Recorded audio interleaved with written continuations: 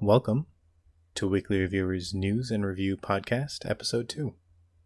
Today we'll be talking about Hong Kong's national security law and Trump's secret police, comprised of multiple law enforcement agencies. So TJ, first, how are you? I'm good. How are you, Joey? I'm good. So I've been reading a lot of news lately, and something that's really caught my eye is governments, specifically in today's podcast, China's and Hong Kong's and the US's attempt to silence protesters. So let's talk a little bit about Hong Kong and China, TJ. So what do you know about China and its government? Well, I know China's government is very hardline, and in terms of governments, I know they like a lot of censorship. They really, honestly, out of all the more industrial nations, they respect protests and just the people's opinions, probably the least out of them. Mm-hmm. Well, yeah, maybe not the least. I mean, North Korea is a thing, but yeah, I mean, they're pretty harsh on censorship and stuff like that. Very true. Sure. Doesn't China have it? They have some pretty extreme laws in terms of if you're caught underage playing video games past a certain time, there's a fine. Interesting. But yeah, they're pretty. From what I know, they're just pretty hardline with whatever side they end up choosing. So one thing you brought up was censorship, and that's a big part of what we're talking about today. So China has a lot of control over its citizens, and it intends to maintain that control and increase it however they can. I believe one thing you might have heard about is they keep a social score of people. They essentially, using the transaction data monitoring through cameras and other monitoring devices, they essentially keep track of everything from who you're meeting on a daily basis to what you do. And they assign you a score to demerit you or to merit you based off that. And that's for every citizen, essentially. So they have that. That's very interesting. And this has been going on for a while. I haven't. I've heard of this, but I legitimately, honestly, I just thought it was out of some book or it's something. Not. Yep. How do they judge you? And does this social score, does it affect things yes. I don't know, applying for a loan or something? Yes. That's so it has a huge implication in your daily life, but the most important thing that you should worry about is what exactly are they using to judge it? What rubric? What system? Mm. Now, obviously, we don't have that. The public doesn't really have that information other than do good and you're fine. And that's the motto that the citizens and the government's telling them to run by, which is everyone should be fine. If you live your daily life, nothing should come about it. But it's still a well-known thing now. So censorship, another huge part of China's influence. I believe in their tactical handbook, it's essentially like saying if history is erased, people won't remember how to react. And more importantly, tainted or stains on the history, stains in history, I guess, where China's government doesn't want you to remember horrible things or the reactions of people to horrible things. And essentially they would either erase it or prevent it from going public. So one major thing everyone might remember in history class is Tiananmen Square, which, although it is public information, I believe China still denies most of it, which is very crazy, at least to me. That's insane. That's kind of like the Pol Pot mentality, right? That's Explain that to me. Pol Pot. I want to say Vietnamese. He started this like persecution of education after communism took over, and sat there and was like burning books and basically anything and executing people that were like defined as too intelligent, right? Because they had the like workers rebellion. Let me just confirm where he's from. I'm pretty sure it was Vietnam. Pol Pot. Cambodia, not Vietnam. I see. Cambodia. Cambodia in like the 70s, mid 70s, sat there and took over, right? And he was the prime minister of Cambodia, I believe. I see. And like he went on this whole crazy like purge where he was just like burning books. The military was having these like huge bonfires. They were persecuting anyone that was like a symbol of just like intelligence, and it's right. crazy. Like so like that's like, I mean, that's like probably the next most extreme compared to China. We'll get into that. Does like similar things to them. The problem with censorship, especially on China's level of authoritarianism, we won't know a lot of the things that they do. Exactly.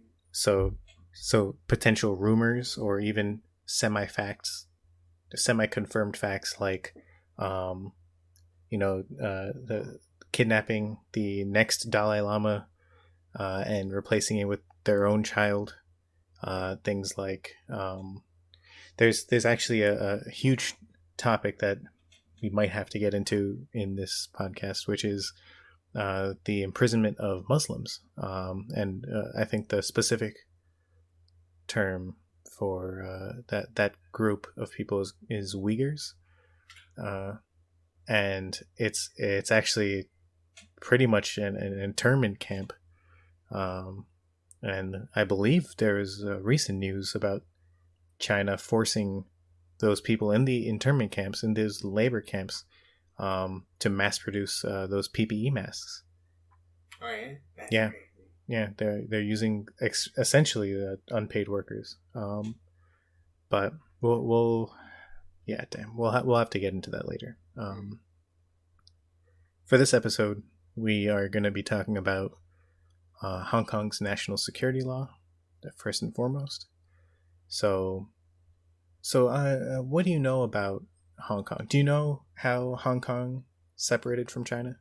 I don't know the exact thing. I know they are separate, and that like Hong Kong, it is its own like entity. Sorry, the word was escaping me. It's its own entity, and China really just doesn't like that. I mean, there's a few instances of this like kind of relationship, like Russia with the Ukraine, I think, and right. I think China also isn't it like Taiwan? Where's the Dalai Lama from? So I don't know where the Dalai Lama is from, but we will talk about Taiwan eventually in this podcast. But let's talk about Hong Kong and China. So what do you know about China? What do you know about Hong Kong, TJ? Just that it's its own separate entity in China. They segregated themselves. I don't know the exact details or exactly what. I think I think it was originally introduced because of like financial reasons, right? They wanted to become their own kind of like central hub. But I mean, like I don't really know too much about the actual segregation. Okay. So just a quick like history lesson for the people watching, because this is important to the national security law. Hong Kong in the 1800s. So Hong Kong and Macau, they're both known as the special administration regions of China. They were originally colonies for Britain and Portugal.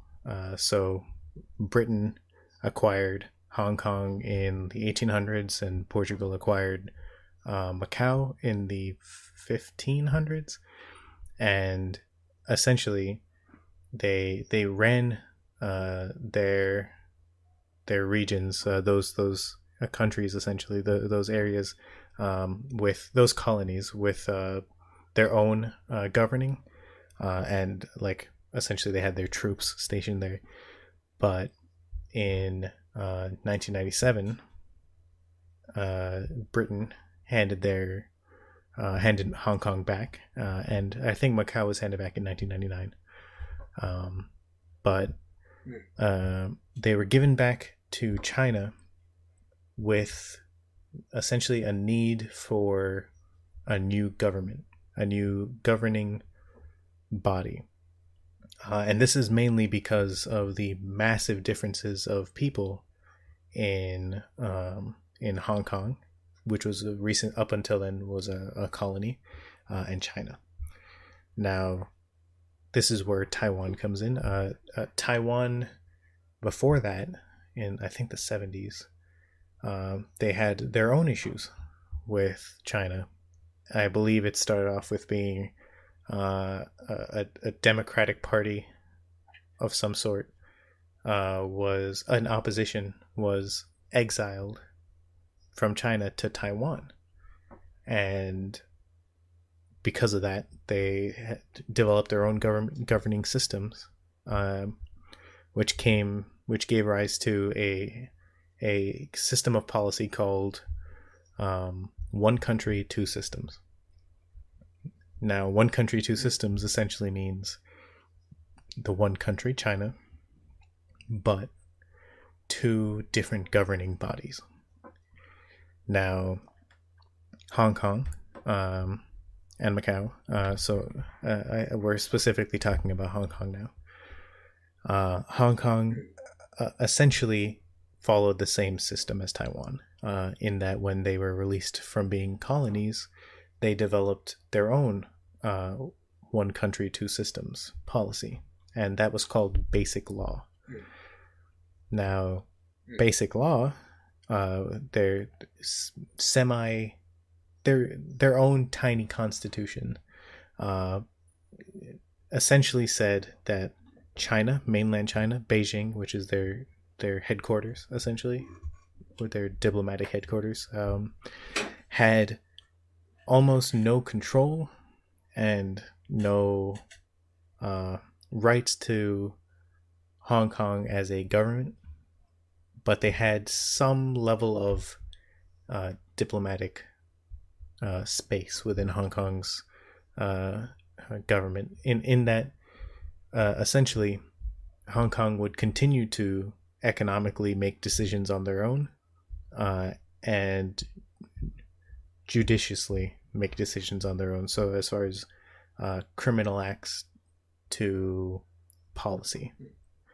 Now, one thing that should be mentioned is that Hong Kong, from 1997 and onwards, had a rising amount of success economically. It put on a massive amount of extravagance, and brought in a lot of foreign influence, foreign money, generally enriching its economy well beyond the point that China believed it would. China at the time thought it wouldn't be the success it was today, and that it was fine to set up this one country, two systems. So 1997, now fast forward essentially 22 years, and we get to 2019, where 2019 for me was the biggest strike. It's when China really decided to tell Hong Kong, like, hey, we really like how far you've come, so we're going to claim that you are us again. And the way they did this was Beijing, center of China, was pushing Hong Kong through Hong Kong's chief executive, which is, I believe, Carrie Lam. Carrie Lam essentially proposed what they called an extradition bill. This would essentially, like it's called, allow Hong Kong to extradite people, Hong Kongers, who broke the law to other countries. Now, obviously, people worried that this meant that they could be extradited to China, mainland China. And this was a huge worry for people who were protesters, activists, people who wanted independence from China, which is a huge issue in Hong Kong. People want that independence from China, and they want an autonomous government. They want a separate, their own government running, not under China's control. That led to massive protests last year, to the point where I believe like for 10, 20 weeks, the protests went on. Some violent-ish, some just massive in scale, to the point where they burned down police stations and like transport vehicles and transport buildings, public transport. Now, essentially, this all sets up China to do what they did at late June. Now, first, China gained, or Hong Kong gained independence from Britain in 1997 on July 1st. Now, June 30th, the day before July 1st of this year, China secretly passed a law which they called the National Security Law for Hong Kong. Now, when I say secretly passed, I mean that at 11 p.m., with a closed door voting, and the voting not involving essentially the major public of Hong Kong, they voted on a national security bill that directly affects the autonomous government of Hong Kong, and they passed it. Now, what you need to know is that people were already wary of Carrie Lam, who had announced hours before the law passed that this law is going to take place. It's going to be fine, and nobody should be worried. Which is essentially what she said for the extradition bill. Now, when China made their peace with Hong Kong in 1997 through the Basic Law, they essentially laid down the groundwork for the national security law, saying Hong Kong needs national security and they need a national security law. But when Hong Kong was about to pass that, they had protests again, which led to it being pushed back till now. So the reason why China is pushing for the national security law was because of last year's protests, where they claim that protesters were burning down police buildings and public transportation buildings. So they were violent and potentially treasonous by burning public and buildings of the government. And more importantly, a huge factor is that protesters were seeking help from foreign governments, essentially playing to their help us, we were being forced by China to do blank. So China didn't like foreign interference. Now, did they happen to receive yes, there was a lot of public attention. First, the U.S., Britain, major Western democracies, they immediately condemned what China was doing with, in terms of suppression of speech, and then implicating that onto Hong Kong. But there is this huge dichotomy of China's government in Hong Kong, or even Hong Kong's government, and foreign power in Hong Kong. And that's generally to do with the fact that because Hong Kong's business was booming, foreign governments loved the fact that Hong Kong is this great power source and great economic power. So they invested in Hong Kong in their own way. And also the fact that Hong Kong was primarily democratic. It wasn't violated.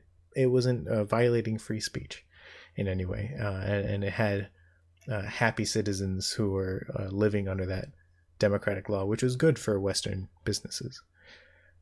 So Westerners had their own, they had their own stakes in this, that eventually, even now, will affect decisions going forward.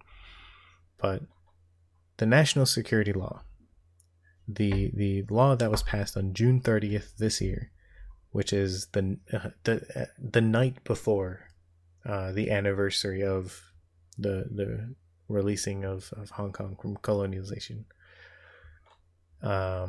Essentially, it has the power it has is meant to limit free speech, limit the freedom of assembly and expression, and generally obliterates the one country, two systems policy. So let's talk about that. So what do you think democracy is about, TJ? What do you think a government needs to be calling themselves democratic? Basically that every party affected is involved in the system in some way. Not directly citizens, just every issue they're on, but as long as at any point any party that has an issue with something can bring their point up is kind of one of the fundamentals of being totally agree democratic. Mostly that everything's out in the open. Obviously at least not that I know of, the U.S. doesn't have any secret laws we've ever pushed without there are a few, but I believe when the Republican Party was in power, they passed a few laws, closed door discussions and immediate passing of certain laws, but obviously that only can go so far in the U.S. So you mentioned expressing your opinions, especially if you have a problem with something. Now, the national security law, the first thing that you should know is what happened after it was passed. Because essentially the people in Hong Kong didn't know what the law stated. They were out protesting the law. They knew that China was instigating this new law to essentially declare what is right and wrong in the government of Hong Kong, and they knew it was limiting free speech based off of how you talk against China. And they were protesting where, let's say, so the first reported individual who was arrested for holding a flag, a banner, essentially, that said, that called for the independence of Hong Kong. And that should start with, it should give you an idea of what, protesters are looking at, which is, if you so much as say that, China's handling of Hong Kong or its encroachment on Hong Kong is a bad thing, it could be considered treasonous. Fun fact, actually, the person who was arrested for that banner, in tiny letters, he before that statement, he said "not," right? So I'm not sure if that was intentional, so that if he got caught, he could just point out that it said "not." But of course, that he was still arrested, because in big letters, I think that speaks volumes. It does.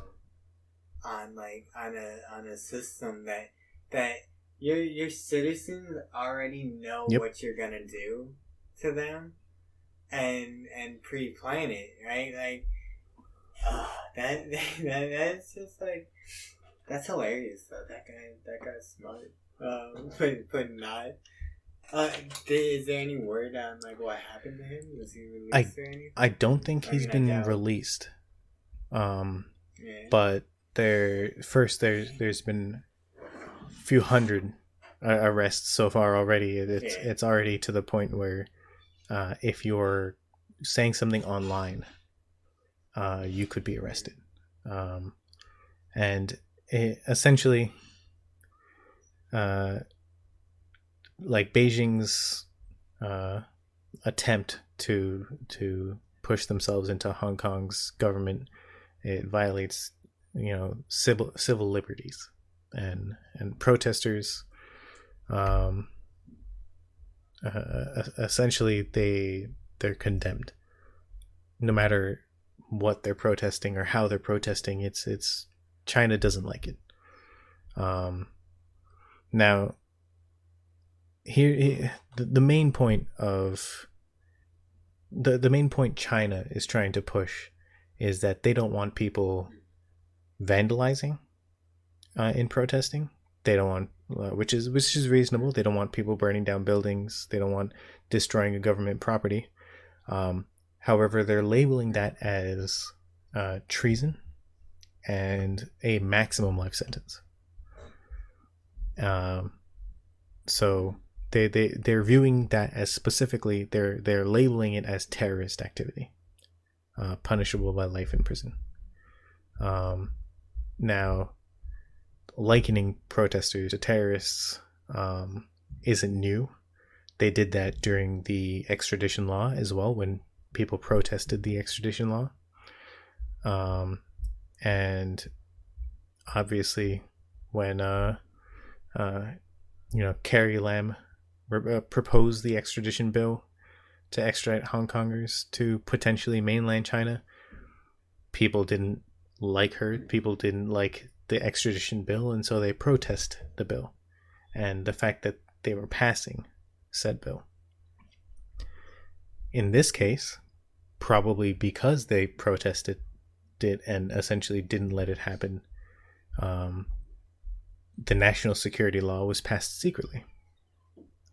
Now, when you pass a law secretly, it has so many meanings, especially when China's passing a law that directly is only about Hong Kong. They're passing Hong Kong's law.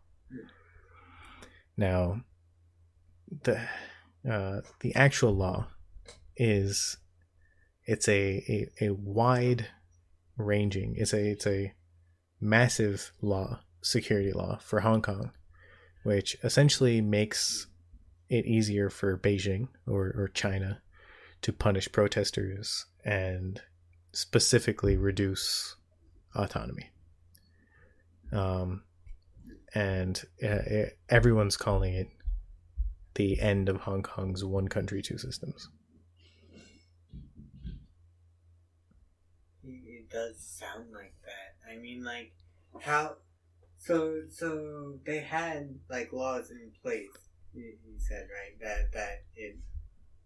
That whole one country, two systems, right?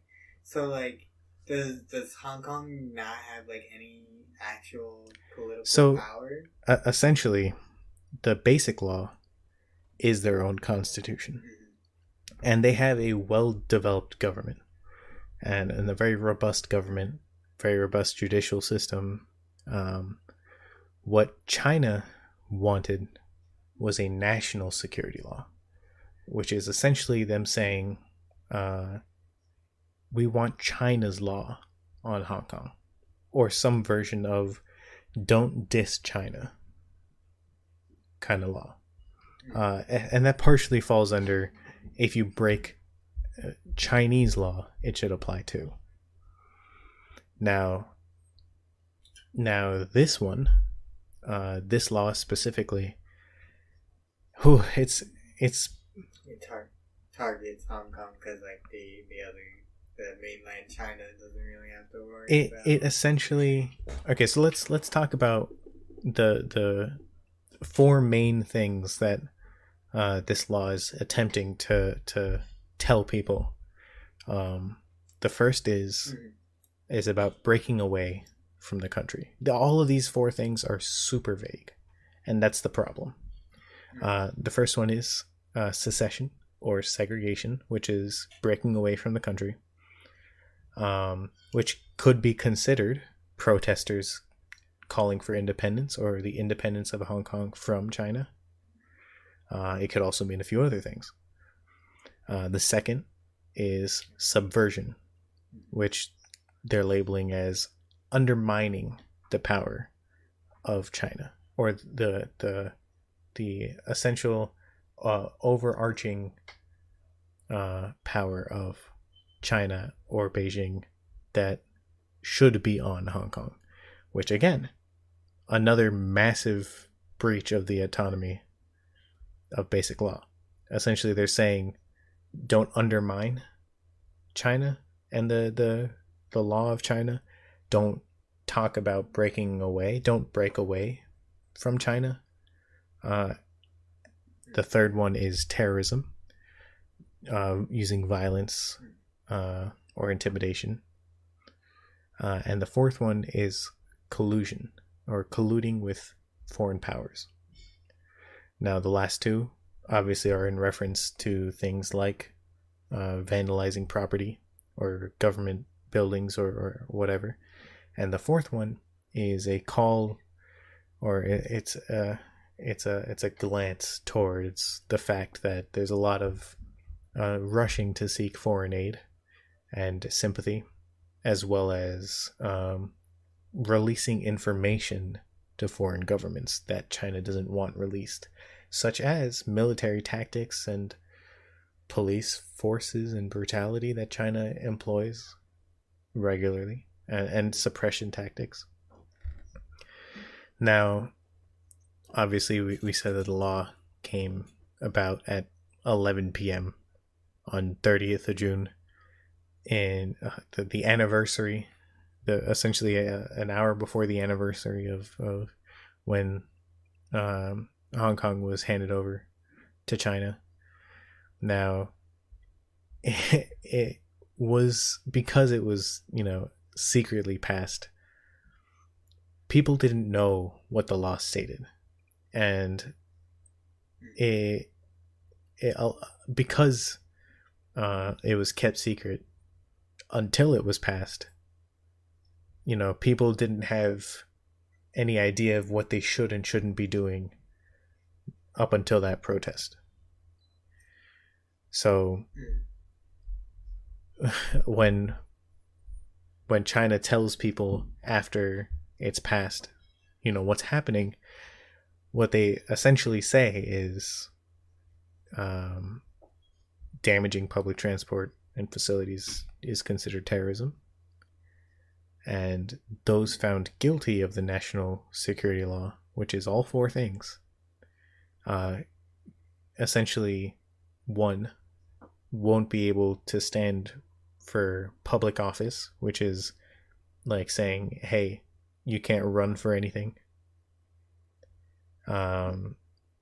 Companies can be fined if they're convicted under the law. And that's 2. And 3 is that essentially saying anything, saying or trying to represent any of those 4 things is a violation of that law. So when this person who was holding up that banner was arrested, soon after that, I believe, I forget what it's called. I believe it's like Hong Kong's like Democratic Opposition Party or something. They held a primary election with 600,000 people, and apparently people are saying that those 600,000 people technically can be considered to have broken the law under this national security law. And so people are wondering, are they just gonna, are they actually gonna arrest 600,000 people, track them down and arrest them, or are they just gonna be officially labeled? Who knows? Maybe they already have their names. So let's talk about what the law actually states. So obviously those 4 things were released. The actual law essentially says that Beijing will establish an office in Hong Kong with its own, like Beijing's law enforcement. And neither the office nor the law enforcement that they set up will be under Hong Kong's jurisdiction. So they're just like freelance police, or not freelance. I would call them secret police, because they're acting, 1, without any knowledge of Hong Kong, without Hong Kong's knowledge or authority, and 2, they're acting under the direct orders of Beijing, so not Hong Kong, and 2, they have their own way of doing trials, which we'll talk about. That's interesting. So, like, if you get hit secret by police, secret police, you're not going to like regular. Basically, so essentially, what China's saying is they're saying 2 things with aspect to trials. The first is that China can arbitrarily decide that some cases cannot be held in Hong Kong. They have to be the trials have to be held in China. And they can be essentially, because it's in China, censored, closed-doored, etc.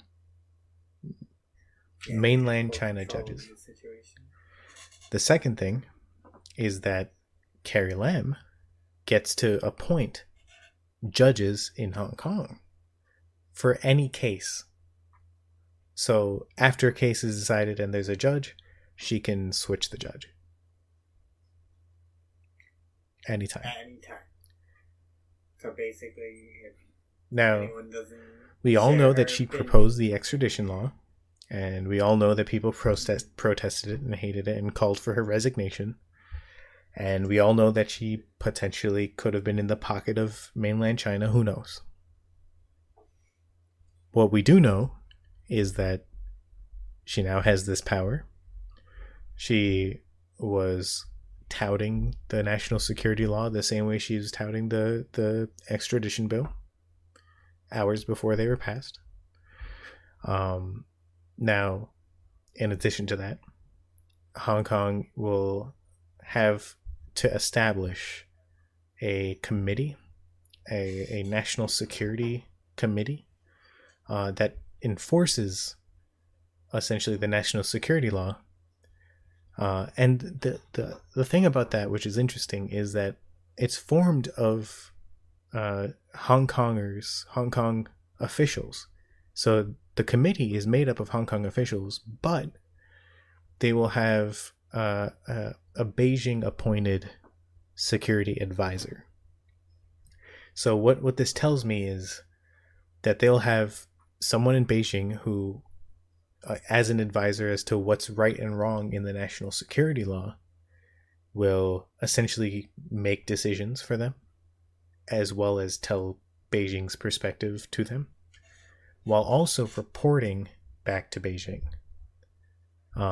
It also tells me that either Hong Kong will be, those officials in the committee will be forced to follow Beijing based off the advisor, or they would have been hand-selected officials who potentially already side with Beijing. So this committee is meant to enforce the national security law. Now, because Hong Kong's chief executive has the power to appoint judges, specifically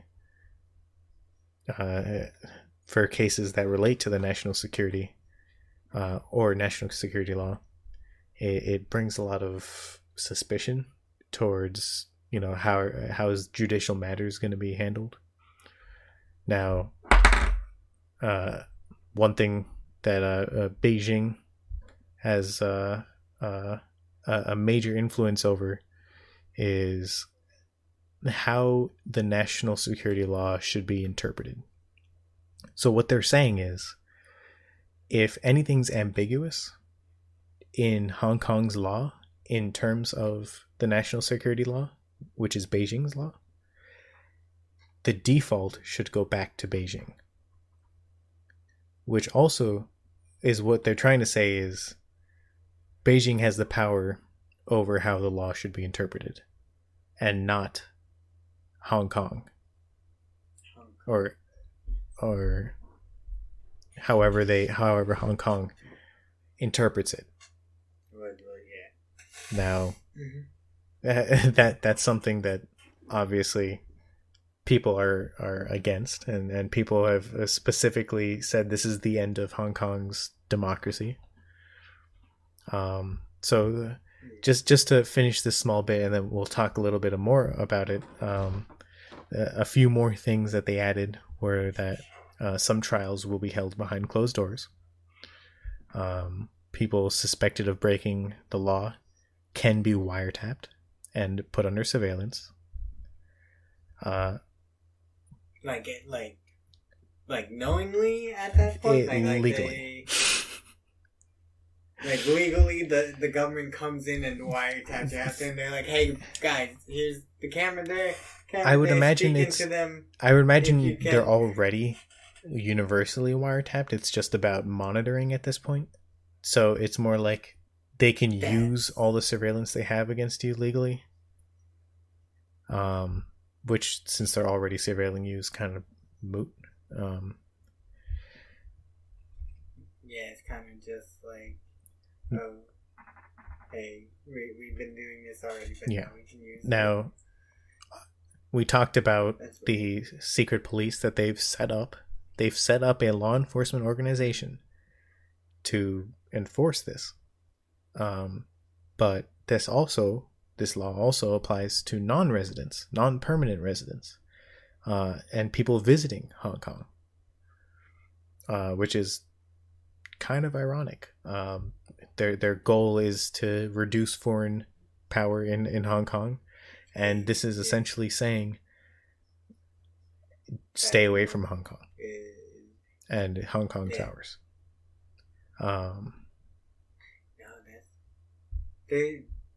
It's weird, but does Hong Kong not have any? I mean, they sought foreign aid, but really no country really stands with them that strongly. That this is kind of just happening. The problem is definitely countries have started to sanction China based off this, but China's it's too much of a military and economic goal to actually receive Hong Kong. It would be so beneficial to them to get Hong Kong fully under control. But it, like, whether it's a power statement or economically, but it's also like a fact that foreign influence in Hong Kong is so great already that people, whether it's because of businesses or the fact that Hong Kong's primarily democratic, people around the world have condemned China. And there is that level of, hey, the US, Britain will pose sanctions on China, but then again, China really wants Hong Kong, so they don't really care that much. Yeah, they'll definitely spin it though. They'll spin it and tell people, whether it's spun or not, they'll tell people that, you know, look at all these foreign governments sanctioning us for Hong Kong, or essentially look at the power that foreign governments have in Hong Kong. And you know, this is why it's bad to release information to foreign governments, because, you know, leaking the fact that people are being, you know, arrested in the middle of the night, or beaten, or you know, activists are being silenced, is something that foreign governments eat up. You know, they love that. They're people, you know, democratic governments and democratic peoples. They at this day and age, they strive to spread that around the world. Now, obviously, Hong Kong had its shit together, and China kind of ruined it now, because now that this national security law is in place, businesses have to pull out of Hong Kong, and foreign governments, foreign businesses don't want to do business in Hong Kong out of fear. Fear of what China's gonna do, yeah. So is that causing like a big economic effect?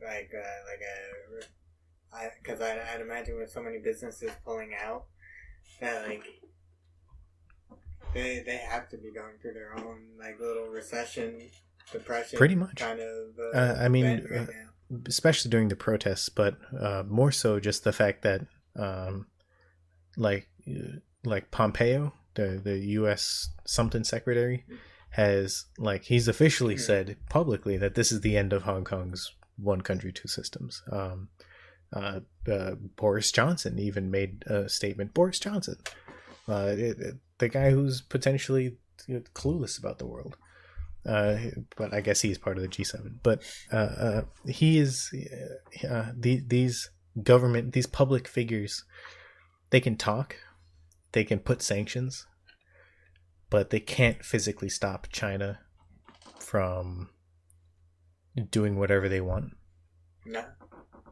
No, especially with like this law, right? Like even if Hong Kong wants to do something, right, with this law being in place, like they literally have no authority. They could literally make laws all day, and they could. That is correct. They could not only interpret the law however they want, they can continuously make new laws because of this. Their control of Carrie Lam, the new committee, and how the committee interprets and enforces laws, as well as the fact that they have their own judiciary involvement now. They can choose cases to come directly to mainland China. They can essentially choose which judges are governing cases in Hong Kong. They choose what's national security and what isn't. And more importantly, they're specifically saying, talking to foreign governments, leaking information or asking for sympathy, talking about the independence of Hong Kong from China, just the independence, just talking about the independence or holding up a banner. The fact, damaging or vandalizing Hong Kong public transport, Hong Kong police department or police buildings or whatever, essentially riots or protests in Hong Kong. All of this is considered treason and acts of terrorism, and can garner up a life sentence in prison. Now, that's insane. Right? So I mean, as much as what you say, 600,000 or 60,000? 600,000 people voted and essentially are being labeled as criminals now. Yeah. That's criminals, yeah. So, like, I mean, like, it's not feasible to arrest all of them, right? Because, like, I mean, like, even if you wanted to, you'd overload the prison system. Not China's, but yeah. And that just means you have like 600,000 like-minded. Remember, TJ, China is employing like labor camps and internment camps, so they have hundreds of thousands of essentially Muslims. They have like thousands and thousands of people already in internment camps. The question is, especially for those 600,000, is what happens to them? Yeah. I don't believe Hong Kongers are going to sit idly by while this law is enacted, but it's already in place. The police are already the day it was passed, people were being arrested for the protest that was happening that day. Hundreds were arrested. No, and like what could really be like the aid they receive? Because like even.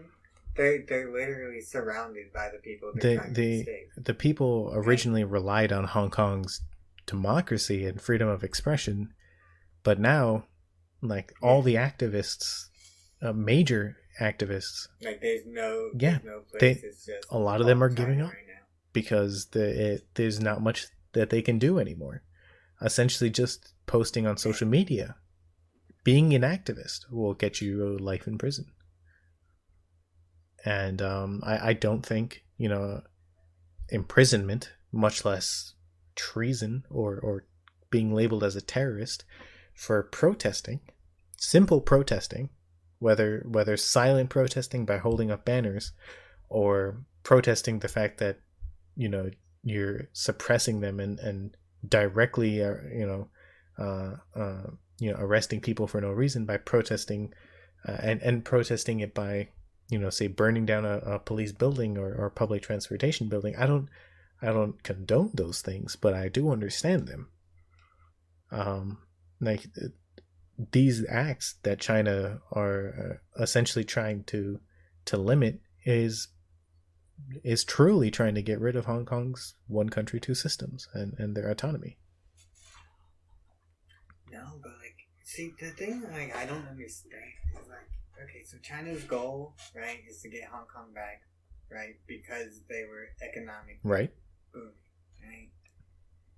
But they're destroying Hong Kong's economy to get them back into China, which then they have no value again because they destroyed their economy. What they're essentially trying to do, if I have 200 IQ thinking this, is China's trying to say, hey, go back to your economy, go back to your booming business, just don't have free speech, don't talk bad about China, don't ask for independence for Hong Kong, don't think that Hong Kong is not part of China, essentially. And the major aspect is don't protest and don't make public protests, don't make public visuals about China and the bad things that China can do, because Hong Kong is notorious for calling out China, whether it's like the major problems within mainland China or not. Hong Kongers are notorious for telling China to their face, like, what you just did is illegal, and that ends up being sent to foreign TV news stations, where they can actually find out about information that's happening in China. It becomes a source of information for foreign governments, and China doesn't like that.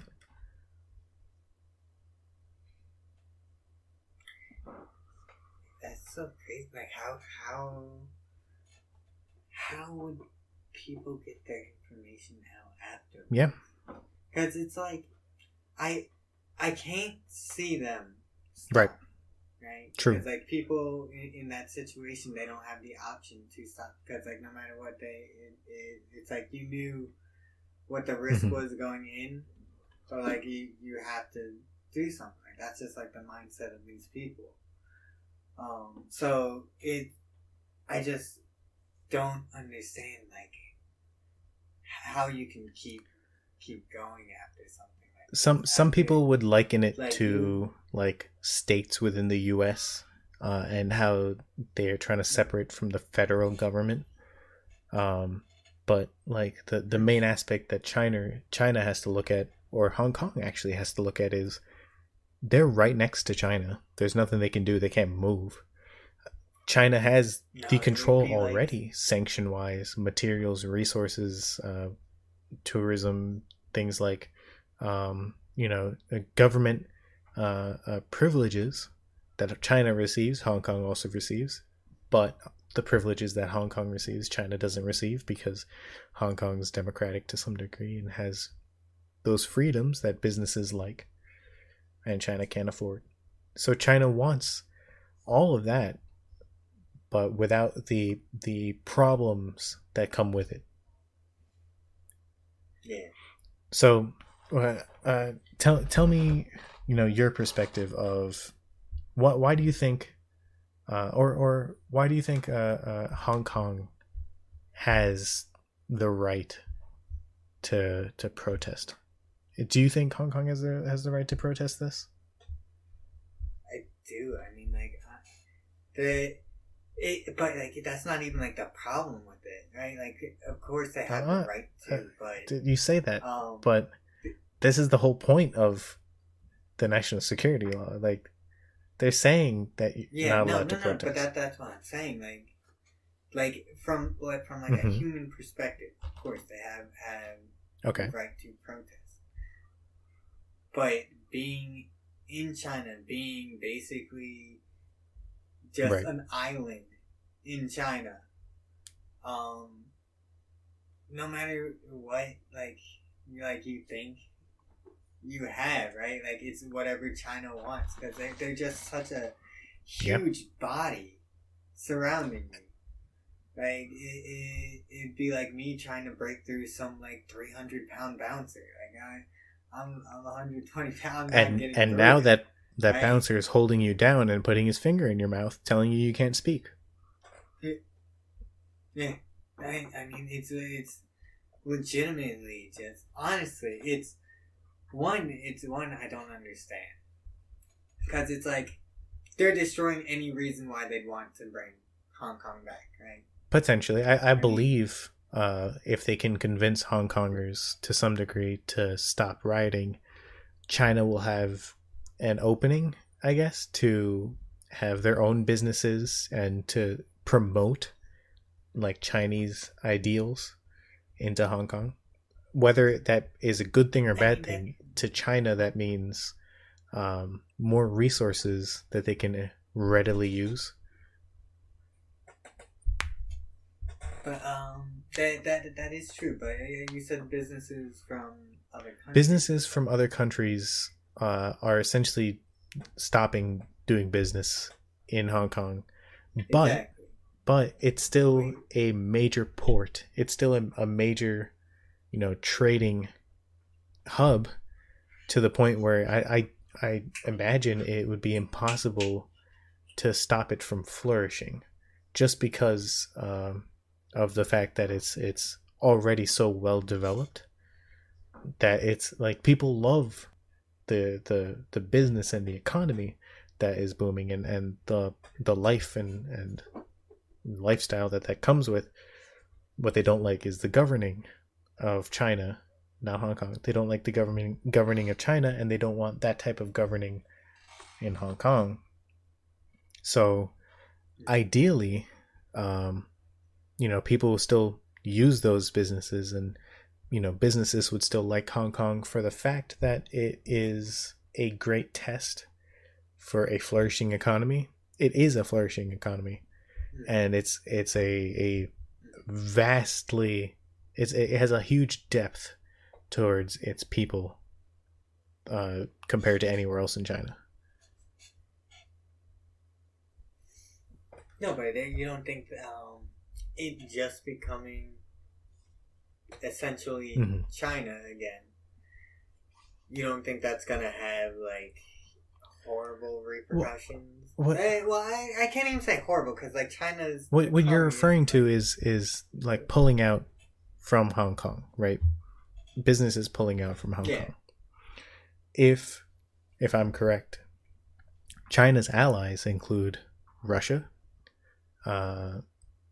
Saudi Arabia sometimes, and there's in the UN there's a lot of like back and forth between it's just superpowers that it could be referred to. So essentially what they should be assuming is that China's allies and those supportive of China's ideals to not badmouth non-democratic or invasive or suppression tactics, those who won't badmouth China and mainland China will be fine.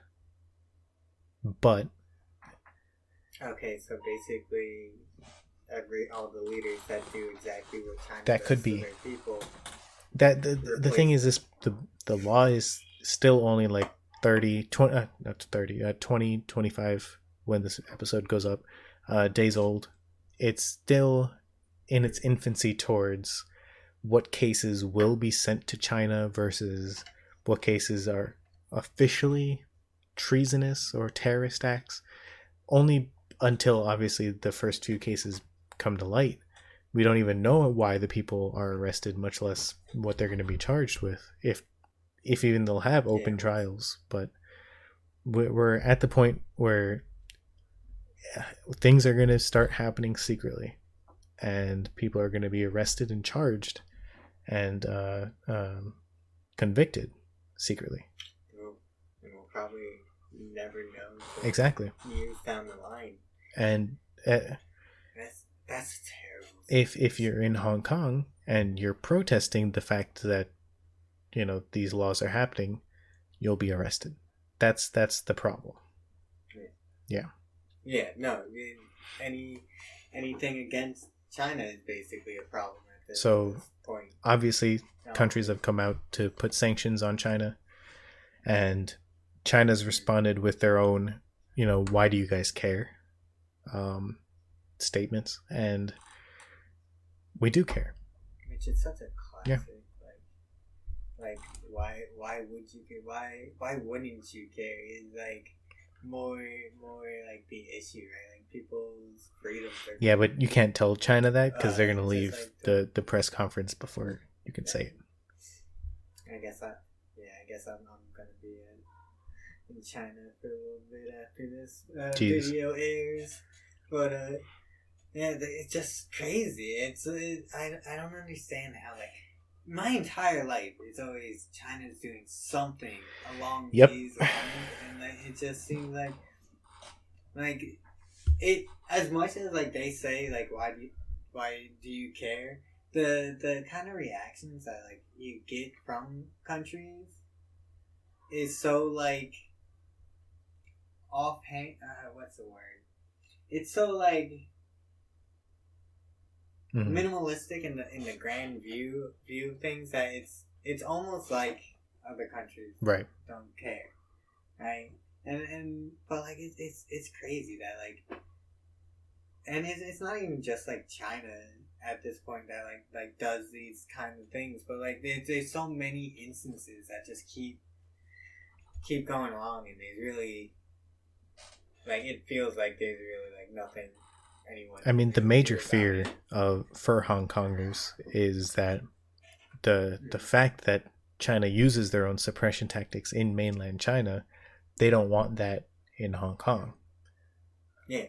Obviously, with the secret police, the holding of judges, moving of judges, and having cases in mainland China, that completely moots the point. But people in other countries, and in fact, I'd even go to say like major organizations like the United Nations, they regularly condemn these kind of acts, but because of the policy, the basic law, one country, two systems, and potentially China being able to say things like Hong Kong is part of China, makes it hard for them to act.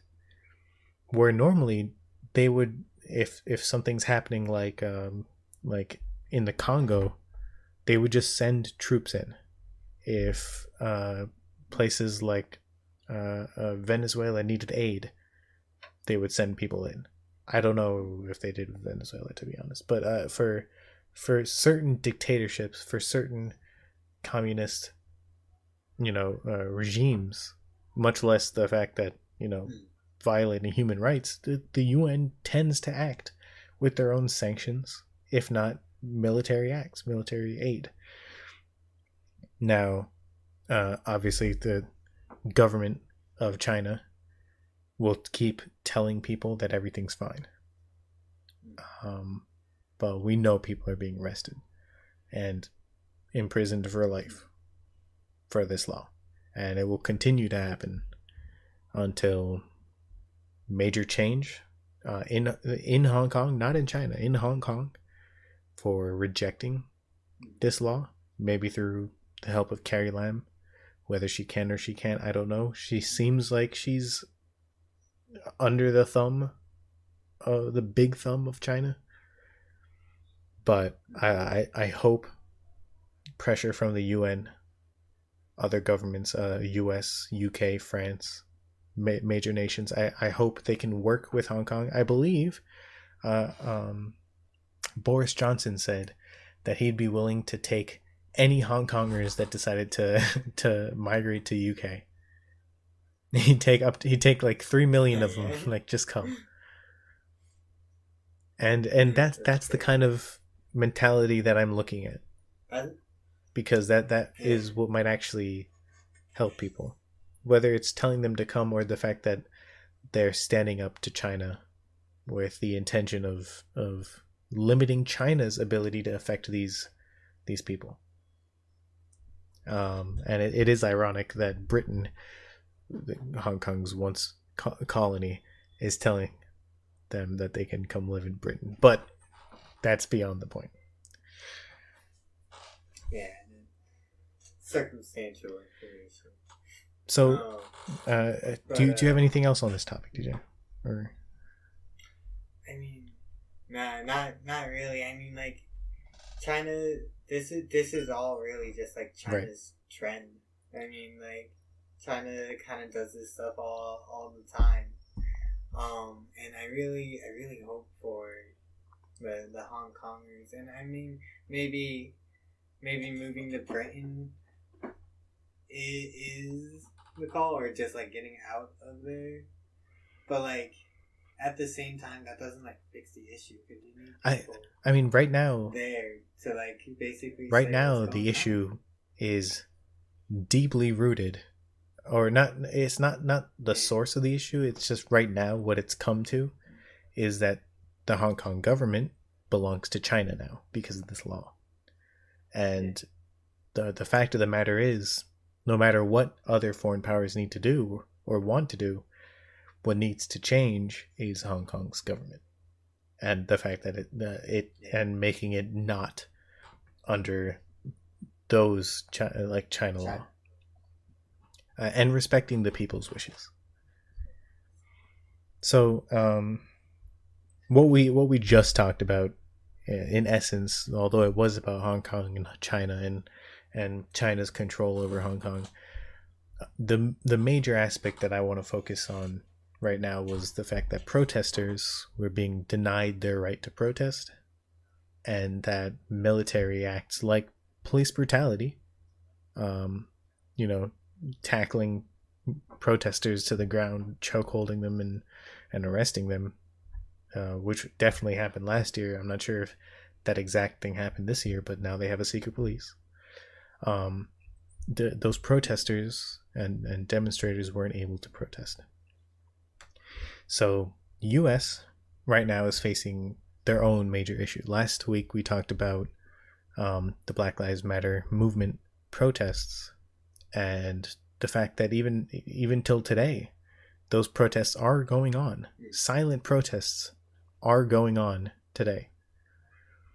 What we aren't talking about anymore, and what we should be talking about, is those silent protests.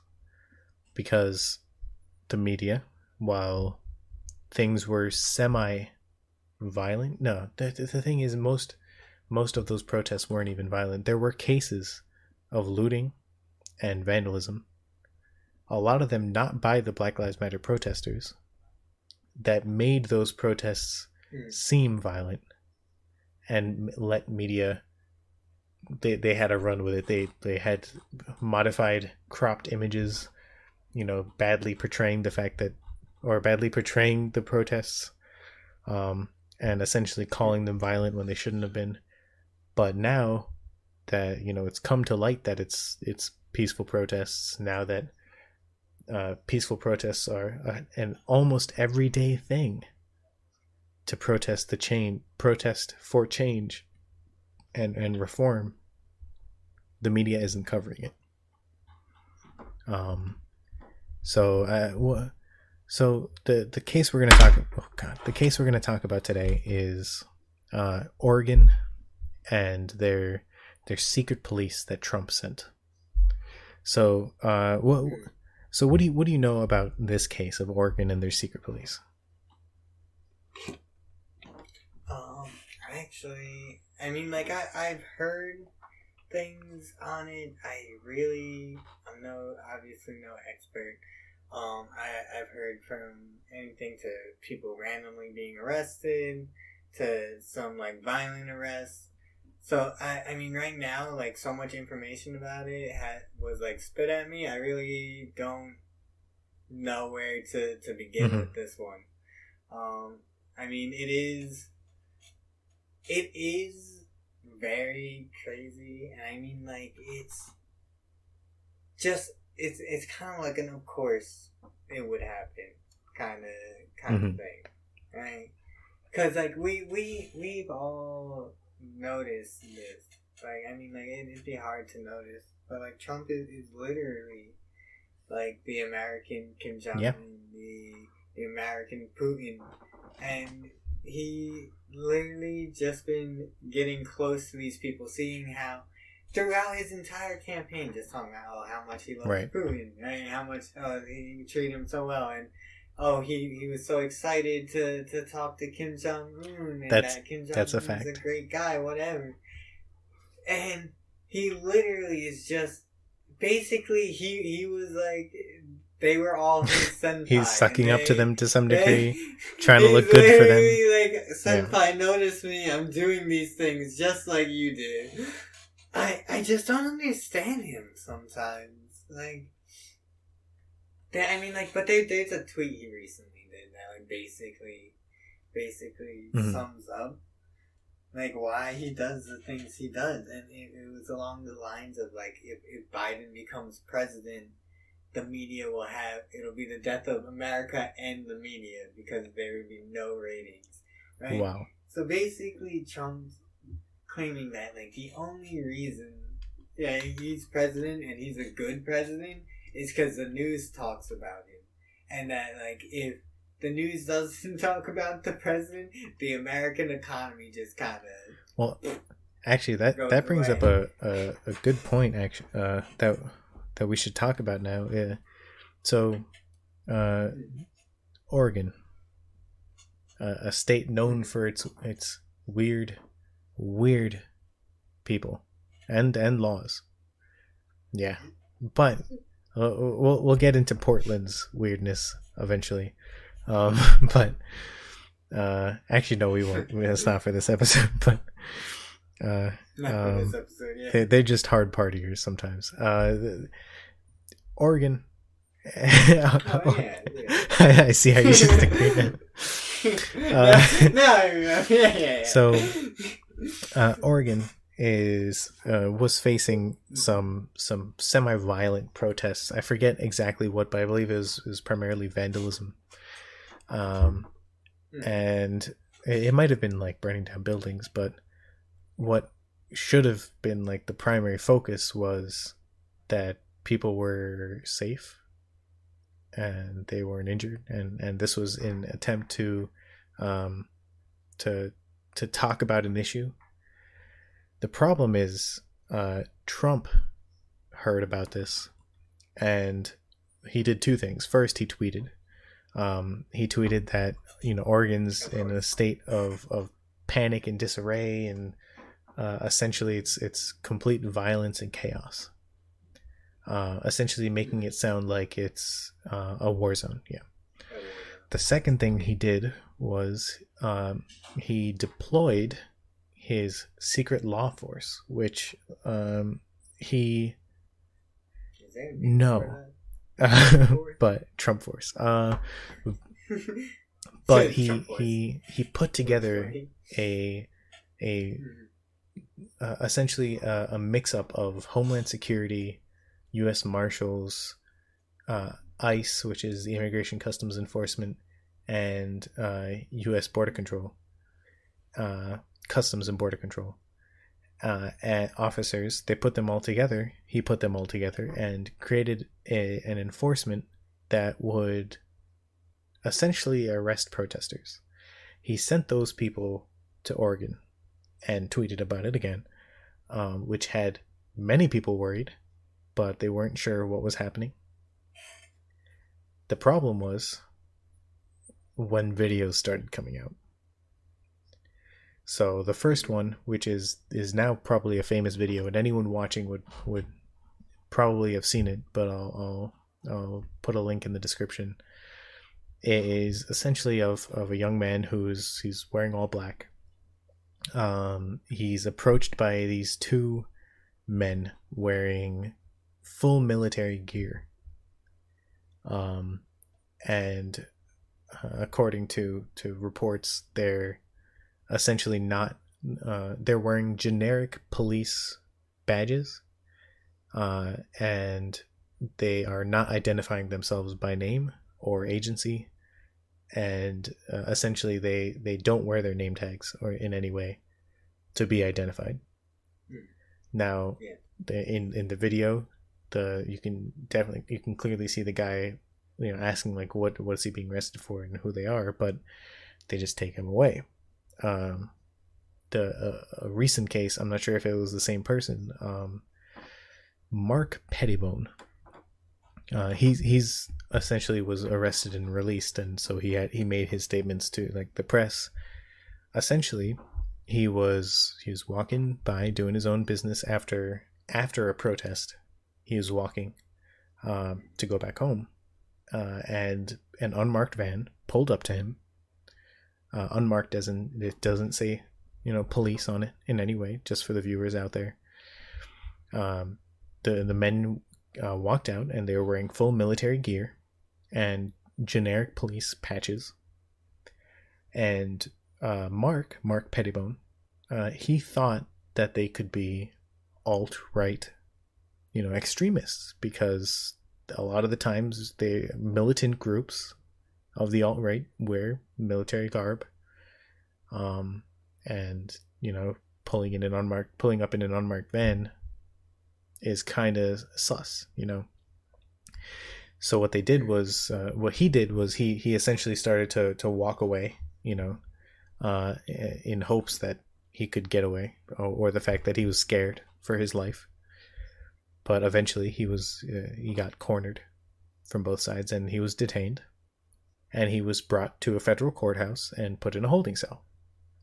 They didn't tell him what the reason was. They didn't, just that he was picked up and put in a holding cell. There were no charges. And he was let go almost immediately after, with no record of the arrest. He did not know who detained him. And did he say anything about like what happened? He was pretty much put in a holding cell and almost immediately released, because not only were there no charges, there essentially wasn't any probable cause. There's nothing to hold him on.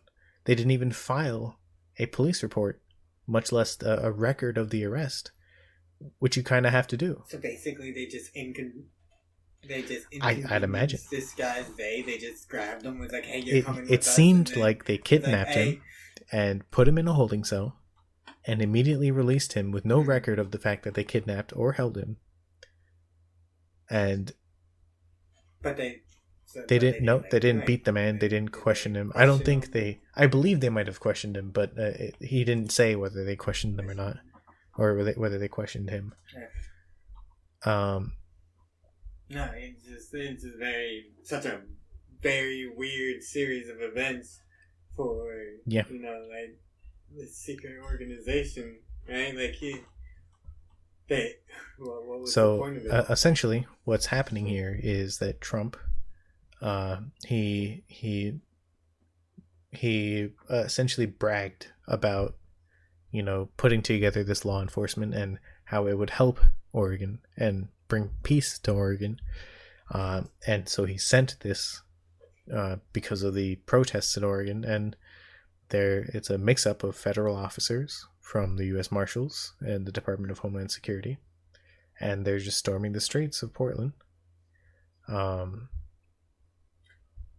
Trump do something similar to this earlier? He essentially, like people were like tweeting. Well, if you're referring to the law enforcement group that he made, put like a mix of. No, not a specific group.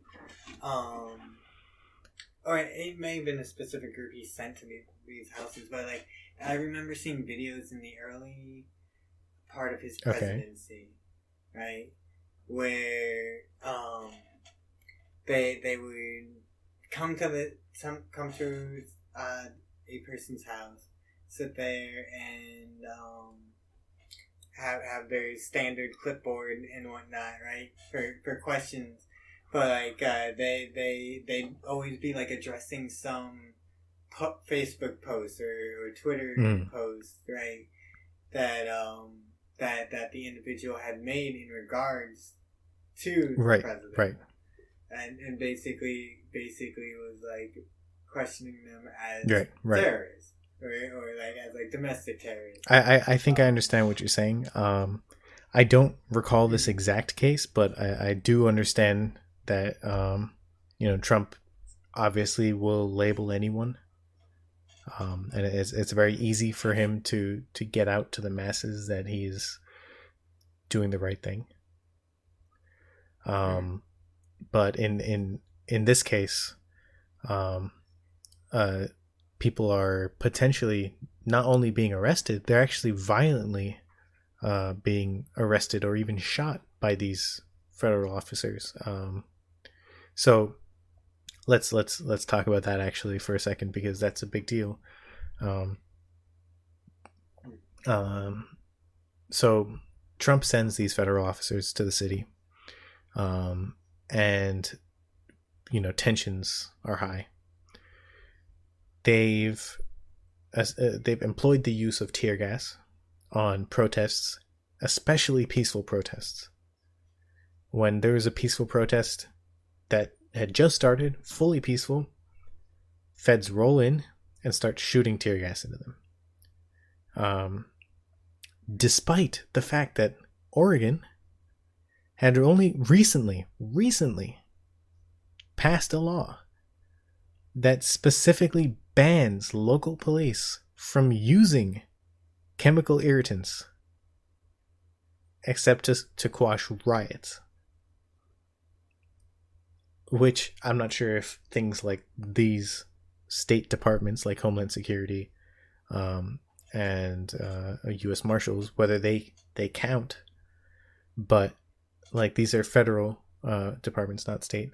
But like local police were banned from using tear gas to any degree, essentially, except for like for quashing riots, which are violent. That's what I was about to ask. What constitutes it? I mean, in that sense, I would still go as far as to say that Trump's police force doesn't care. So whether they use that as an excuse or not, I don't know. Yeah. But that's very interesting that they just banned tear gas, and then Trump institutes his own little force that I'm assuming doesn't really follow whatever law, because like they're their own force. they do whatever Trump tells Pretty them much. to do. Now the Customs and Border Patrol said that for the guy in that video, that first they did identify themselves, despite all the accusations that they didn't. And second, they didn't wear their name tags because of recent doxing. For anyone who doesn't know, doxing is essentially releasing a person's public information online, their like documentation, their names and whatnot, which can lead to things anywhere from like death threats to hacking and social identity theft. Now, whether that's true or not, I don't know. They're worried about recent doxing cases. I don't know of any recent doxing cases, but putting officers on blast for breaking the law and doing, civil rights violations, human rights violations is something that I am for. Maybe not doxing specifically, but obviously telling us who they are, maybe not where they live. Who they are is important to hold them accountable. No, yeah, like what they've done, yeah. But in this case, considering that they're U.S. Marshals, I would put a little bit of grain of salt in that statement, just because I guess you don't want to release the names of all the U.S. Marshals, much less Homeland Security as well, because a lot of the time they're acting in secret to begin with. But it doesn't make sense that the president is ordering these two departments to go ahead and inflict violence. What we should be talking about now is that I believe it was last Saturday, a peaceful protester was shot in the head by one of Donald Trump's secret police, according to a senator, Ron Wyden. He wrote in a tweet calling out the secretary, Chad Wolf, the Department of Homeland Security secretary. He said, now Trump and Chad Wolf are weaponizing the Department of Homeland Security as their own occupying army to provoke violence on the streets of my hometown because they think it plays well with the right-wing media.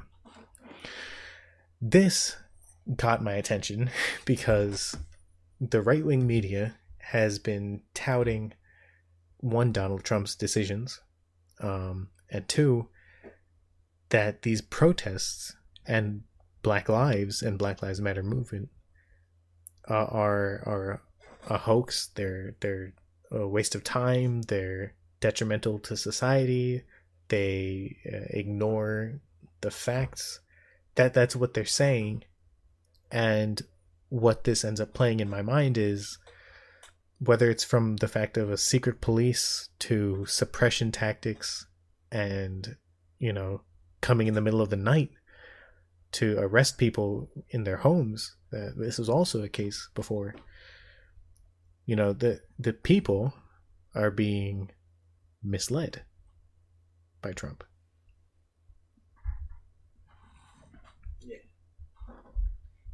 And I mean, I did say this last episode, but it is just like a really sad thing to look at. Because I mean, as an American, I've been tired of the two-party system for like a long time, because it just kind of feels like, it's always the same thing, right?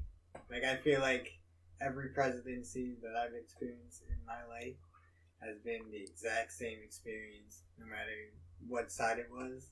Interesting. It just always feels like we're constantly stagnant. You're talking about the experience of the two parties fighting and lack of change. Fighting and then nothing right. accomplished.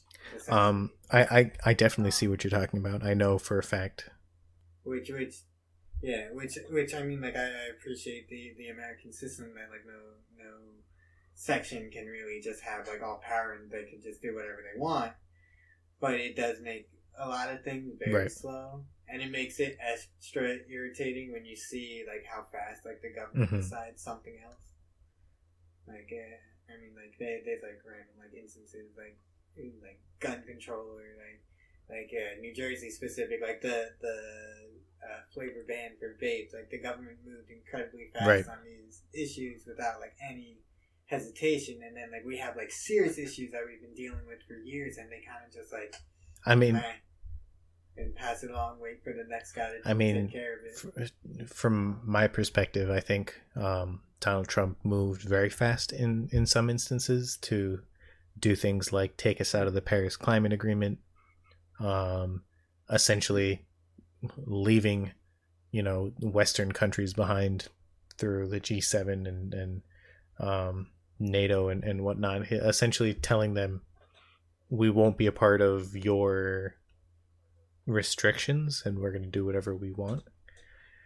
It also allowed, I guess this is another side point, but major corporations and big oil and big pharma to run rampant, and nobody's talking about that right now. Eventually we'll have to talk about the fact that big oil and big pharma are actually benefiting so much from Trump's laws, and they're just silent about it right now. Those are like my two least favorite. No. Big pharma and big oil, they're terrible. I've never had anything the dirtiest money comes from those the one. I mean, big pharma is specifically killing people, but big oil is about like jobs, from jobs all the way to the environment. And we will definitely have an episode about big pharma and big oil, but for now let's stick to suppression of rights and protesters. I believe the ACLU filed a lawsuit on Friday to I think they're suing Donald Trump and the Trump administration, essentially for removing those Department of Homeland Security and other agencies from Portland, and essentially stopping them from arresting and violating the rights of journalists and observers, and the people who are legally supposed to be allowed to report what's happening. They're being arrested, they're being silenced.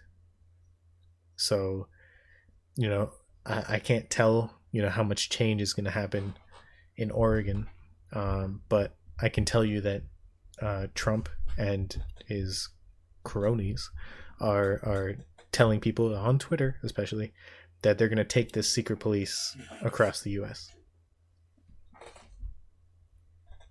See, I have a really hard time imagining that it's going to fly, just because of how Americans are, right? Because as soon as they, I don't know, but honestly, it's hard to tell anymore, because there's a lot of things where I see something happening and we kind of just suck it up. I hope we fight against this kind of thing, because we literally see how this plays out every time throughout history. No matter what government, no matter what time period it is, there's a secret police. They have a different set of instruction as the rest of us. It never ends for anyone. But at the same time, these are potentially standard agents. They are the people we should be trusting, and whether they are acting under orders or not, I don't know. But what's happening is they're doing everything, or Donald Trump is doing everything he can legally, federally, to look good for the right-wing media, for silencing these protests. I don't know if he thinks that the protests look bad for him. I think the protests are good, especially if he answers them, but I guess he won't answer them, and maybe that's why. we know specifically he doesn't like the idea of defunding the police, and he's calling it, the end of the world by defunding the police. He thinks that defunding, or he's saying to his people that defunding the police means removing all the money from the police and removing the police entirely, and in fact having lawlessness and chaos and crime everywhere. Not only is that not the case, it's important to know that he's doing this for the specific reason of inciting fear so that they can support him, so that he can potentially stop defunding the police. Yeah. No, I mean, that's kind of like his only shtick at this point is fear mongering. Yeah. Right? I mean, a lot of people are just like going away from him. A lot of people that are like in that like middle ground of being like, yeah, I like Trump's new look on like the take on government. A lot of them are like trending, going more leftist just because like he's just way too much. He's ridiculous. Now, and like that. You're saying? I was just, he's just ridiculous, and he's literally like claiming that like he is the reason for like the government having like media attention, but like he's always causing like bad media attention. Like, why? I don't understand how like someone could be so proud of it, right? That like you can cause so much civil unrest within your own country, and you just be proud of it. It could be a mix of delusion, or it could be an act. I definitely say that it's working if it's an act. For a lot of the people who are heavily influenced by social media, the surrounding community that they're in, and potentially the privilege and money and whatever that they don't want to let go of, it becomes obvious, at least to me, that people, at least the people he's talking to, they feel like their lives and their livelihoods are potentially about to be threatened. I don't know if Trump is delusional. If he is, it says a lot about where this country is and how they elected this man. I don't think someone who's, if he is delusional as he is, I don't think someone like him should be able to make these decisions and should be ruled unable to make these decisions based off of what he's done in the past. He's been impeached already. I don't know if he will step down. He probably won't. I don't know if he won't run next year. He probably will. But, the people that do support him right now, while they might slowly be dwindling, we still have the Electoral College. I know, I think it might have been California. Some states are essentially saying they're getting rid of the Electoral College system by saying whatever the popular vote is, that's who their representatives have to vote for. I kind of like that. Right. I've always had a problem with the Electoral College. It doesn't make sense that they have the power to go against what the people want. But that kind of misinformation that Trump is touting is getting in the way of that, because he's saying two things, I guess. The first one is mail-in votes are fraudulent and that they shouldn't be counted, and it's just a sign of voter registration fraud. And two, that this upcoming election, if he doesn't win, he won't accept the results. If he specifically doesn't accept those results, whether it's something like appeals or a referendum or something like just constant media attention from now on, and his supporters still going crazy, it's still a major impact. Even if he does accept the results, I'd imagine there would be some backlash for Trump supporters, but my primary concern still falls with the mail-in registration, mail-in voting, because people during the coronavirus, what I imagine is a lot of the people who are just saying, hey, the virus doesn't exist, it's a hoax, or I don't want to wear a mask, or I can go outside without wearing a mask and feel free, they're more likely to vote than the ones who are fearing of the virus. And if he doesn't condone, or in fact, if somehow mail-in registration isn't accepted, it's going to be hard for people to vote. He closed all the voting booths. No, and that's the thing. Like, honestly, if there was a man to break the 2-term rule, I feel like it's Trump, because Trump is literally just a dictator. Right? Like he's literally run his entire presidency like a dictator, and he literally is just going off of the modern day examples. Like I said before, like Kim Jong Un, Putin, just like literally everything except directly killing people, play by play. And even then, that one guy, I believe on Saturday, he was shot in the head by one of Donald Trump's secret police. Yeah, they can't be held accountable. They're U.S. marshals. I mean, no, and that's the thing. Basically, because of the secret police force, it's like it never happened, but it did clearly happen. And that's what I that was like the one thing I heard, and I was like in disbelief at it, because like as much as like I know there's problems with America, I mean like I have I guess like partly blinding patriotism that I'm like, okay, we're above this, like, yeah, we're literally above doing that. Like, Americans wouldn't do that to each other. But like, I don't know, it just recently it seems like more and more information keeps coming that like there's definitely a lot of places in America that are just like prone to the same. I mean, it definitely is surprising what people can get away with. I've seen a lot to know whether it's police or white privilege that I'm just amazed by. Corporations, what they can get away with, big money can get away with, what judges can do for people to make them get away with things.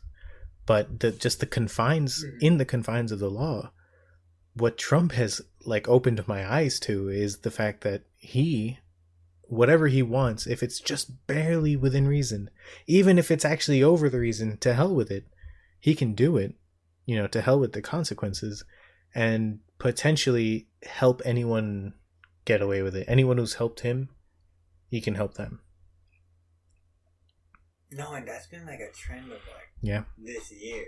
It's just like it really doesn't matter what you do; it matters who you know. They like so. I mean, even in New Jersey with like Murphy giving the licenses basically all his buddies for during legalization. That kind of pissed me off.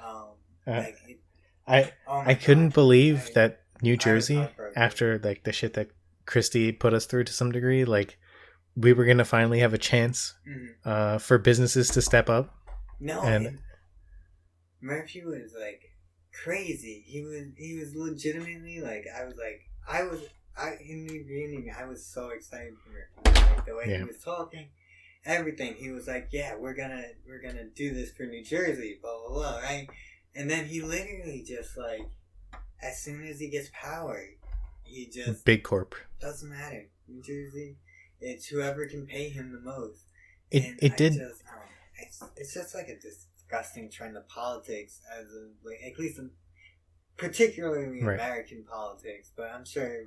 I mean, just quickly on like Murphy's thing, in that sense, it definitely did seem like whether it's the allure of money or just the pre-made deal, big corporations had him, do their bidding to some degree to legalize it more in New Jersey, like things like marijuana, and like better laws around that legalization, and then. Whether it was to gain support or not, Murphy specifically was like, all right, we're going to legalize, we're going to help businesses flourish. But he didn't.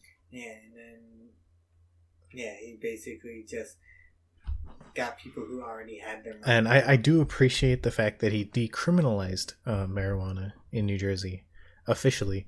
But what doesn't make sense is the fact that people are still in jail, and more importantly, the big corp has still full control over the industry. Yeah, and that's the thing. Like, basically, well, I guess we should probably save this for another podcast, because I could go on and on about how much I hate him right now. But back to the secret police.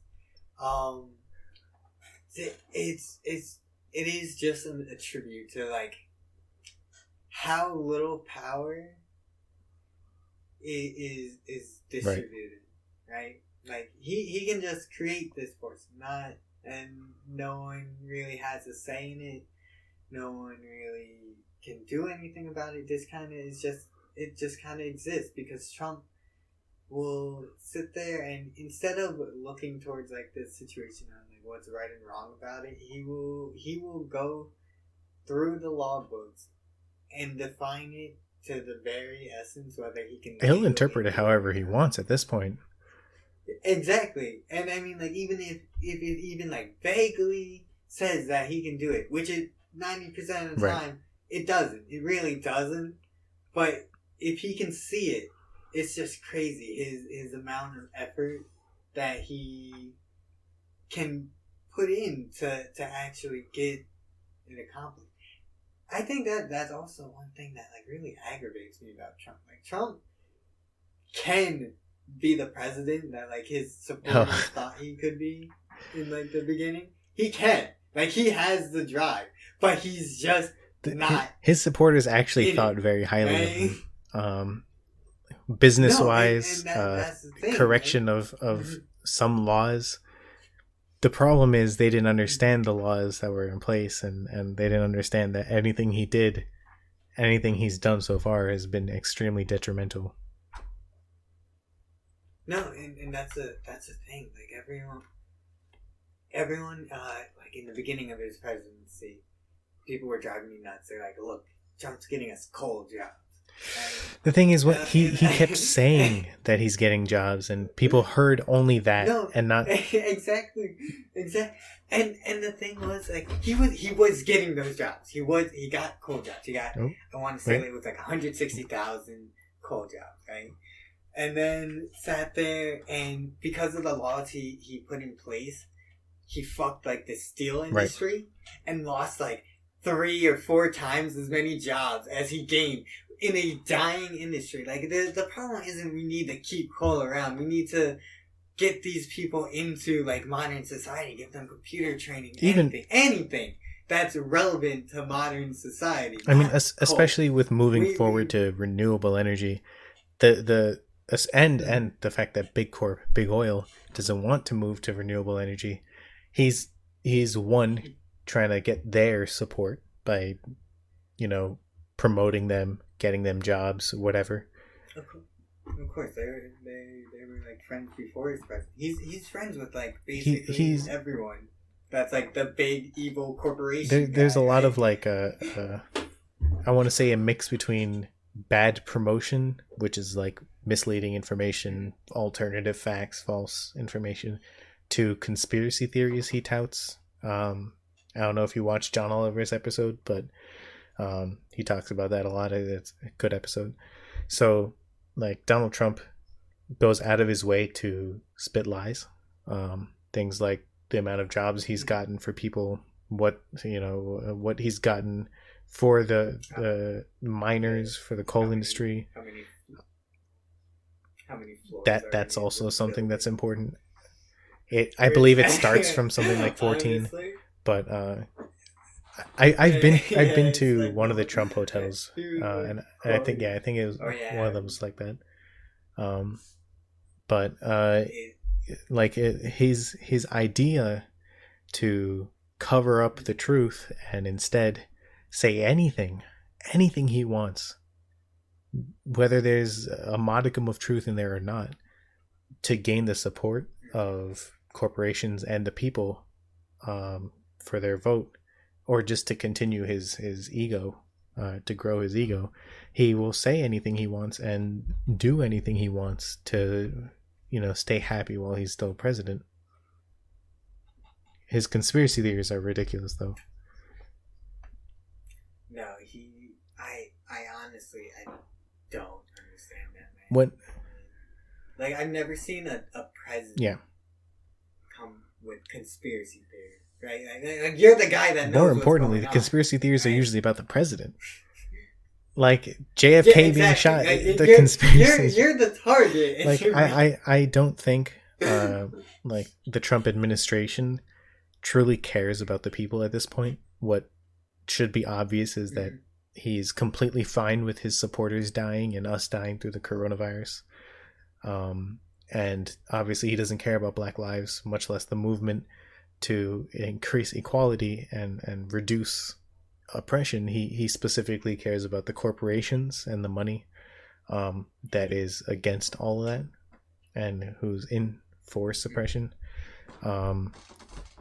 If Trump doesn't change, no amount of work will reach success.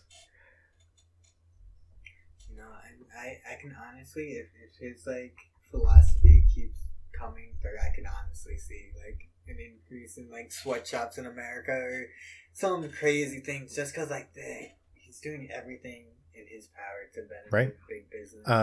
Yeah.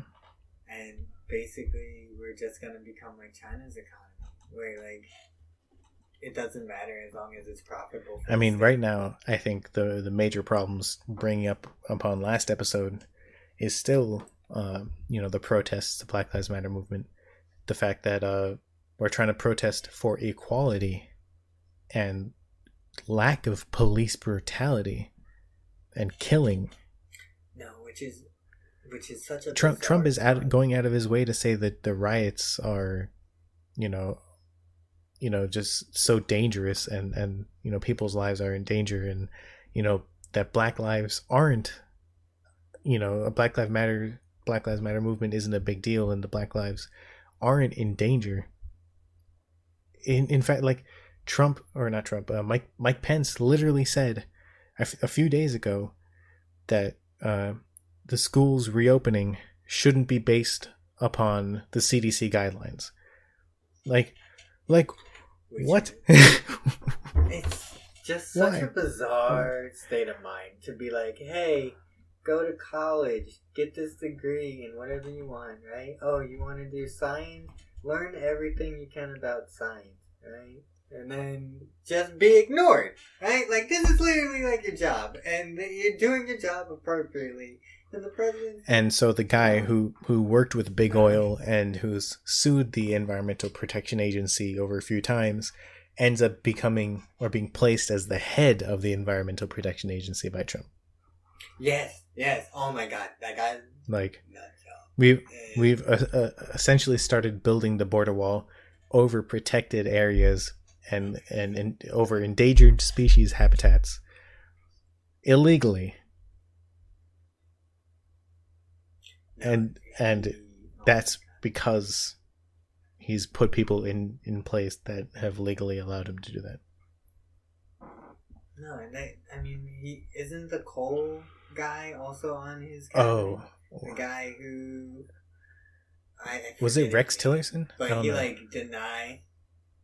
I think so. I don't know. Could be him. White guy, really, really Trump guy, which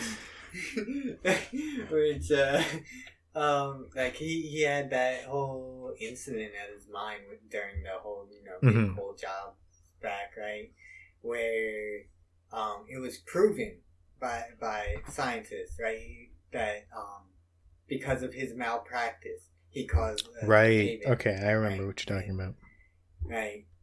And this is basically the same situation where he's just like, no, didn't happen. I know this is your job to know this stuff. Exactly. No, fake news. And then he it's the same thing. Everyone he's picked is just him in a different field. I would like whether he's picking the worst person for the job, or it's the fact that they're in his pocket. It's hard if you are the worst person. He's to essentially saying there are things I need from this agency that need to be dismantled so that I can do more. And you'll be the one to do. No, it's crazy how like legitimately just like people that weren't like really political beyond doing politics for their business are all involved in politics right now, and they're all really close to Trump because they know that like he really doesn't care about anything besides money, right? Like he'll sit there and burn down this whole country if it makes and he will money, right? Whether it's the country or him, he'll tell people that the country's doing better. Yeah, he's literally North Korea. Like, we have great grocery stores. Definitely not plastic free. I just don't understand how like we see it, right? Like this isn't like we see. And that's what I love about America. Like we see it. He's not hiding it either, but like we see that like he is constantly just bringing in more problems. But I think in the end that might be like the root of the problem. Even though we see it, even if the majority see it, that small minority, 20%, 30%, they will ruin it for us. If it's coronavirus, just a small fraction going out without masks and social distancing will still ruin it for us. For the protests and for things like Donald Trump's re-election, whether it's the Electoral College or Big Corp or just these people getting their senators to vote through their like churches, through their like support for like their causes, they will ruin it. If that small group has still so much power because of the people that are currently in power, and that's Big Corp in the end. No, and that's the thing, right? Like, see, it's a weird system because it's not that they have it seems that a lot of like big corporations love these minority people that are like, hey, I got a problem with it, right? It doesn't matter if there's factual evidence behind it, I got a problem with it, right? It's kind of, if it's even like remotely helps them, like they'll fight and be like, hey, we're with you, right? But they're not with you, and it's just so sad to keep seeing getting a huge population, especially with close-knit communities that don't go out, communities that don't agree with other communities, they don't like them. It's hard to it's easier to change their views than the masses, whether it's through social media, TV commercials, buying out ad space and whatnot. It's become like a very national game for people. It started with, but a huge example is like the tobacco industry. They started with their ads, constantly targeting black people and like getting them to smoke. They targeted essentially anyone who they could, and to the point where they built their monopoly. They've monopolized the vaping industry too. I mean, I believe Big Tobacco ended up buying Juul. Like, yeah, and that's basically when all the laws started coming out. Yeah, exactly. Big Tobacco.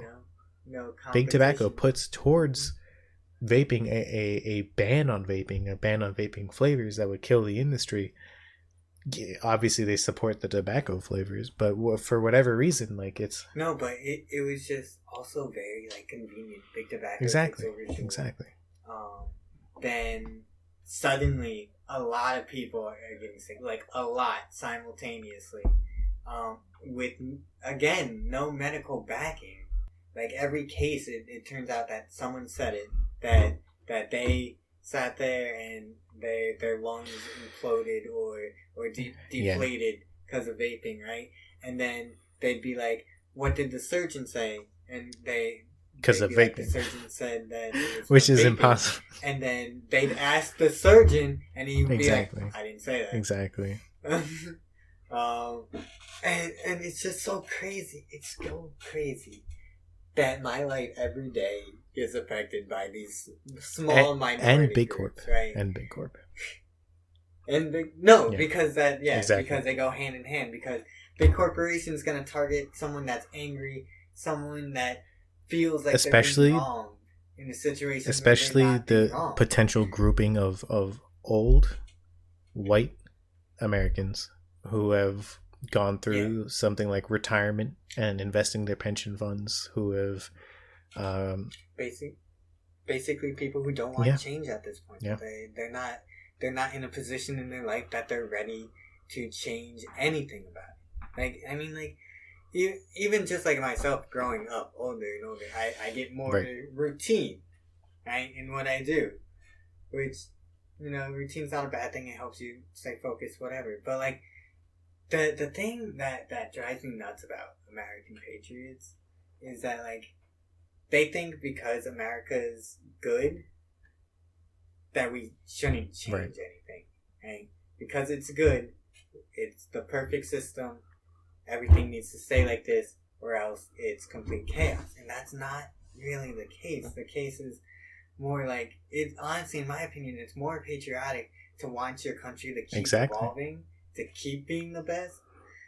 Because, like, you're literally just like, you're stunting America's growth by declining all of this stuff. And I can't, honestly, it's crazy that like that view, that mindset would sooner call, like, what my ideology about it is as, like, terrorist treason, and that I'm just un-American for wanting these un-American principles, for wanting my country to be better, right?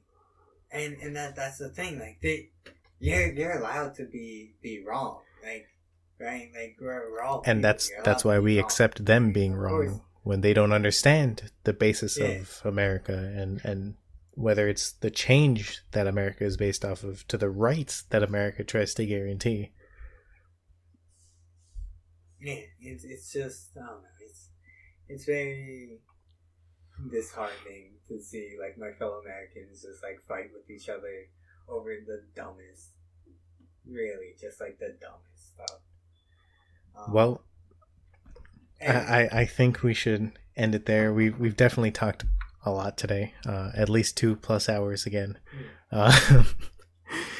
Well, thanks, TJ. I appreciate you spending the 2+ hours with me to talk about these extremely important issues.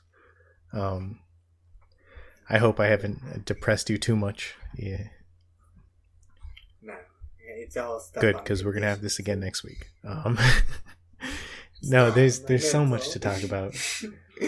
Immigration, so to get it out there. Kids in cages still, the Trump administration, Epstein. We need to go back to the whole big oil, pharma, that we are ignoring. Environment. Well, again, thank you, TJ. Thank you all for watching. It's been a pleasure. Please leave a like and rating if you've actually reached this far. Big up to you. Massive shout out to your boy Donald Trump for allowing these kind of episodes to take place. For the content. Please change your ways though, so I can talk about that next time. And please make America great in that sense. Don't, do your spiel with convincing people. So, thank you all for watching, and have a good day. Peace.